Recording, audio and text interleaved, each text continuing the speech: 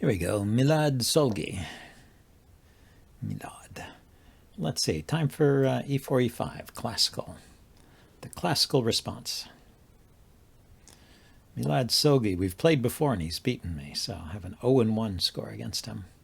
Let's see what he's got. He plays g3, so kind of an offbeat way to play this.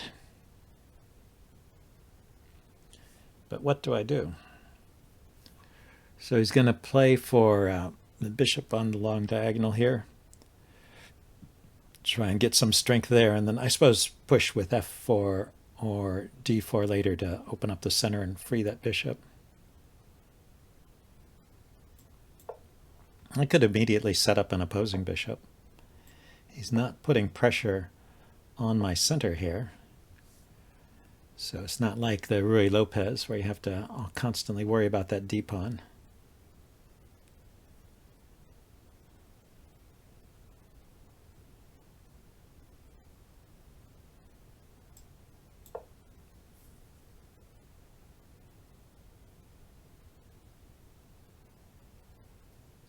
I'm curious to see if he will.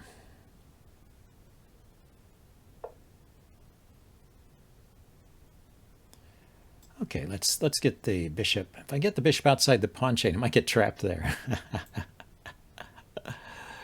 Let's see. So how would it get trapped if he pushed that pawn forward?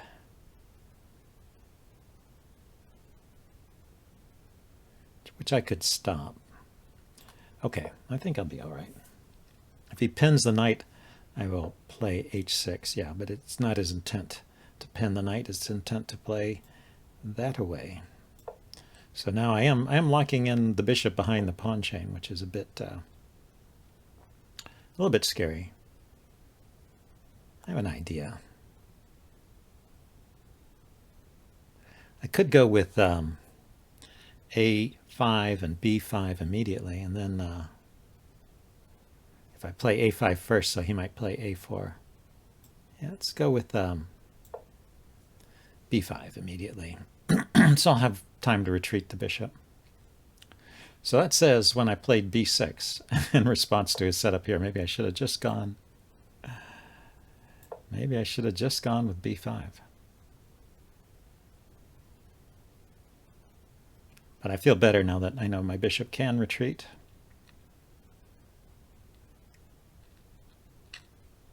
The center is pretty solid, so I don't think his bishop here is going to be very effective. And maybe I'll castle and move my knight and start pushing forward on the king side.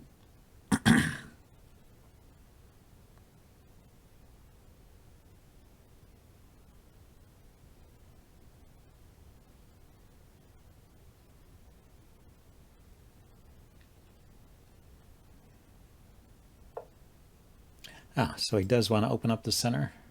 Yeah, give some scope to that bishop. It makes sense. And even pushing the e-pawn makes some sense to give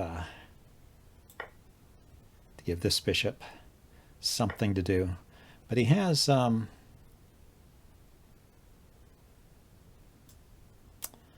sacrificed the e-pawn. I don't know if he really intended that.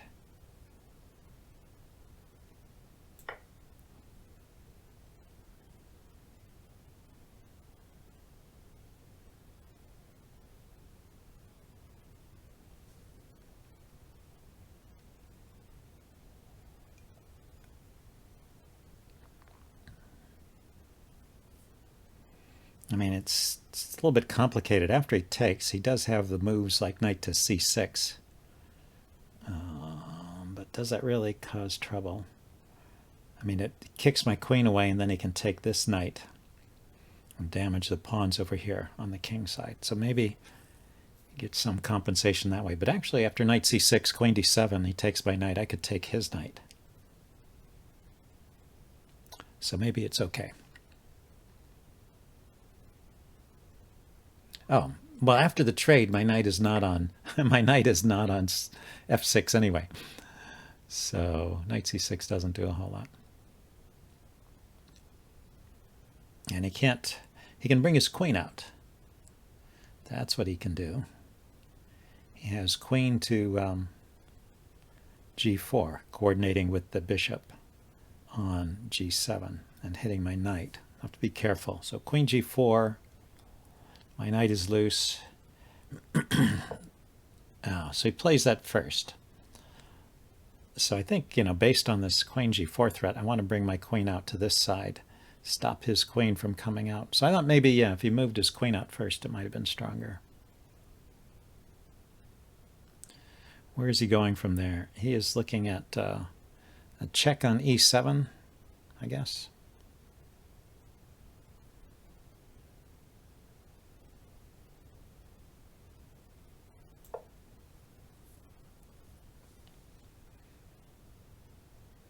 I do have something takes f7.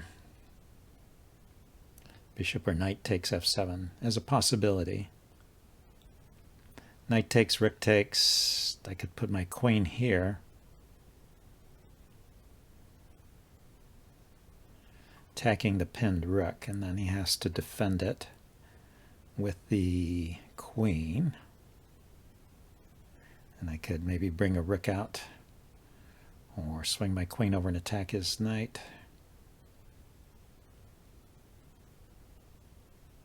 Can I trap his knight back there? Okay, so he hits my queen first. But this pawn is pinned. So I can just take, right?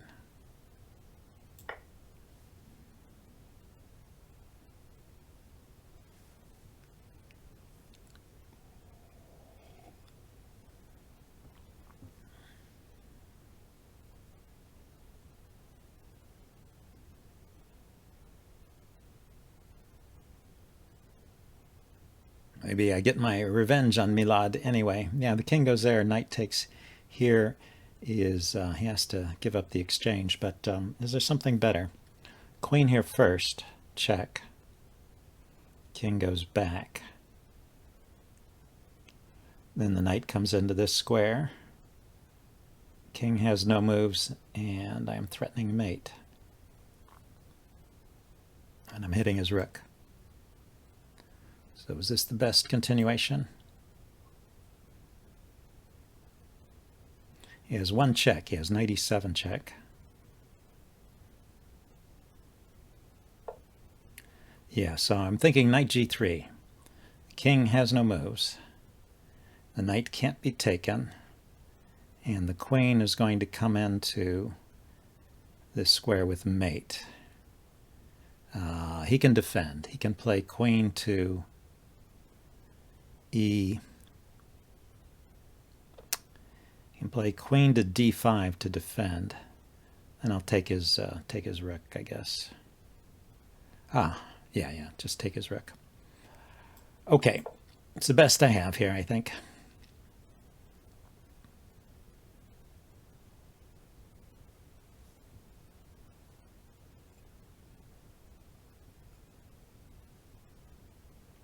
So queen e5. Knight takes rook, probably rook takes. Yeah, king takes is not legal. And I could grab a pawn. Oh, he goes there. Oh, didn't think of that. Okay, well, my knight is still defended. Let's just unpin.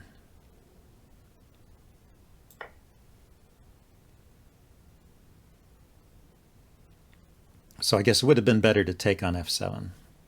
And in the first position, I could have taken on f7, 2 moves back. Here, here. Instead of playing the check. Back up. Just take on f7 right away. The king has no moves, and he has to take the knight, so I win the exchange. Anyway, let's see what he comes up with here. So maybe I'm starting to understand why this guy is... provides a challenge for me.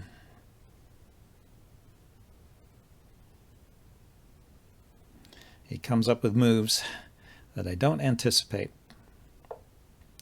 Yeah, he can get the check. Wasn't so worried about that.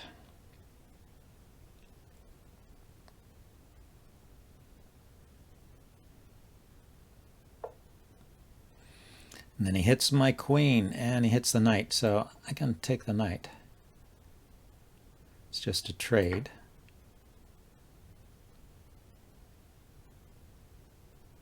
Still have to worry about g7 here, don't I?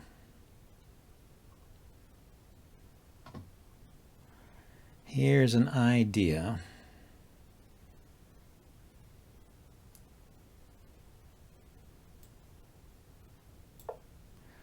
Just setting up queen check to force a queen trade.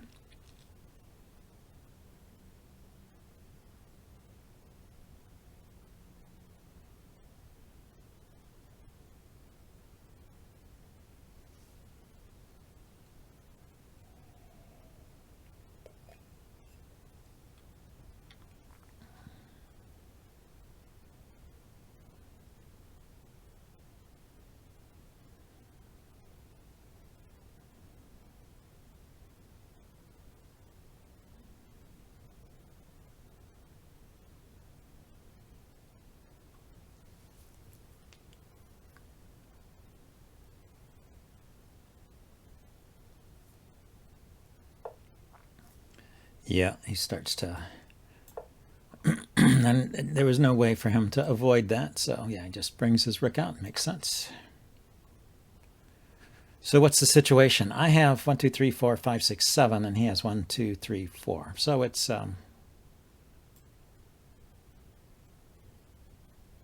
3 pawns up.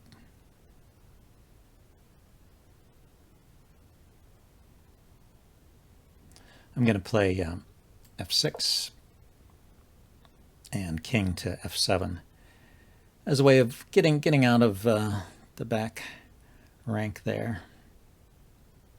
Well, giving myself an escape from the back rank. Now I'll activate my rooks.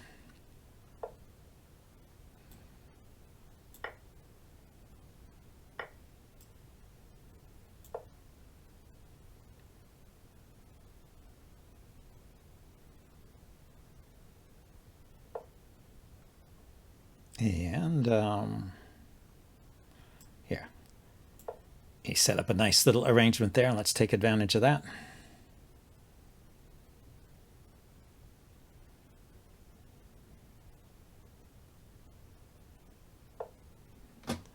Oh, well, that's not going to help, is it? I take here. He can take here with check, but probably his idea is to take here. He can take there. Let's see. And then I can come back and defend. Yeah, that's nothing.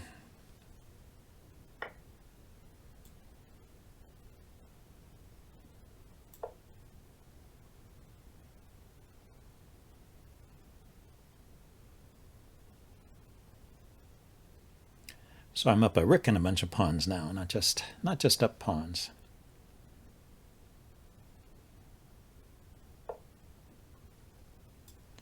Okay, let's get my king into the game. I mean, my rook's into the game, not the king. King is fine where it is, thank you. Although I could play king f7 to force him to move the bishop, but don't really see the point of that. I think the rooks will do nicely here.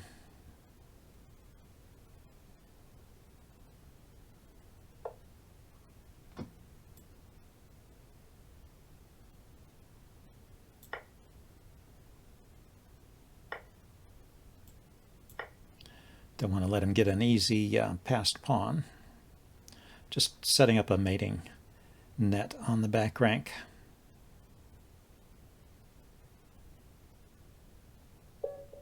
He resigned. Okay, well, that was a good game. I will upload this and do a postmortem. And also, I had an earlier game today that was very short, so I will include that as a bonus game right after this. See you later. Bye. Here's a game. Time for d4. Queen's gambit. Declined. Ben 234 Ben. So we haven't played him before.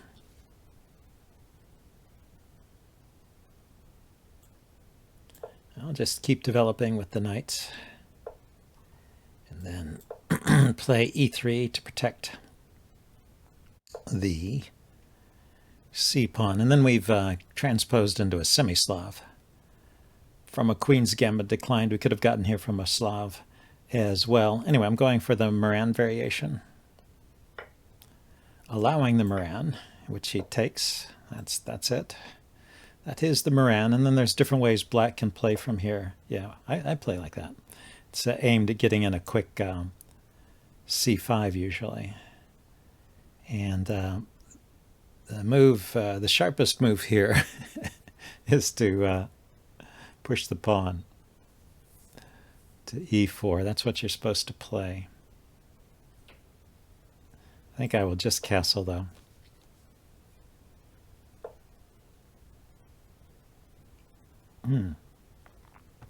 Yeah, so in the previous move, black had the option of playing either a3 or bishop b2.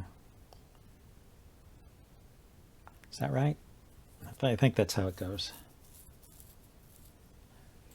But he allows me to get an e4 anyway, since he played them both before doing something aggressive with these pawns.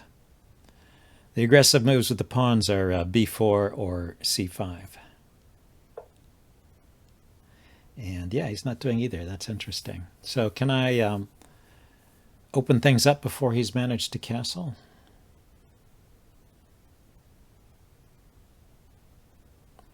Well, one thing that's interesting here is I could play e5.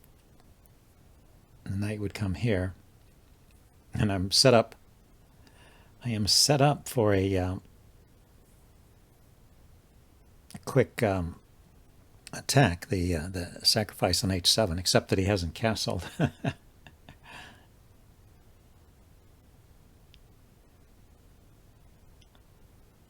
So yeah, let's play a waiting move here and see what his plan is.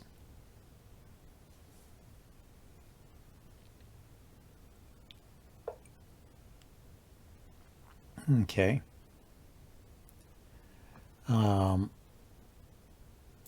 Yeah, I'm just going to get a lockdown on just preventing c5. With the bishop here, he has stopped the idea of that quick attack, because I can't follow up with knight to g5.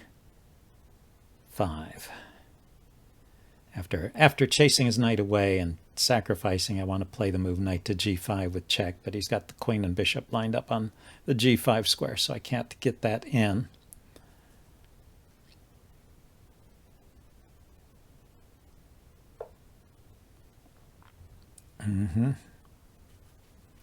So I can trade off the knight.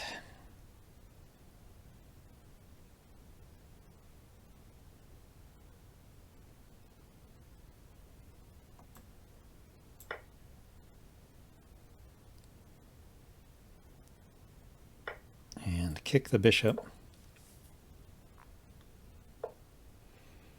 And then drop the bishop back for queen to d3 to h7.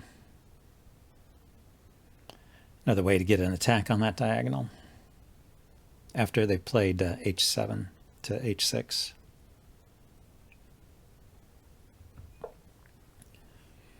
And he doesn't mind it, right? He doesn't have to respond right away, but he will have to respond now. He can't move the knight, so he can't take here. He can't come to f4, which might otherwise be dangerous, because he's got to first deal with this. So I'm kind of like gaining a tempo. Next, I want to move my knight to, I'm assuming he's going to defend. Then I'll move my knight to e4 there. Let's see. After knight e4, though, he still has knight f4. I could chase the knight with queen to e3, maybe. mean, knight f4 hits my queen, so I have to move it. But maybe after queen e3, he would not defend. Okay. Got to pay attention, Ben. 234, Ben.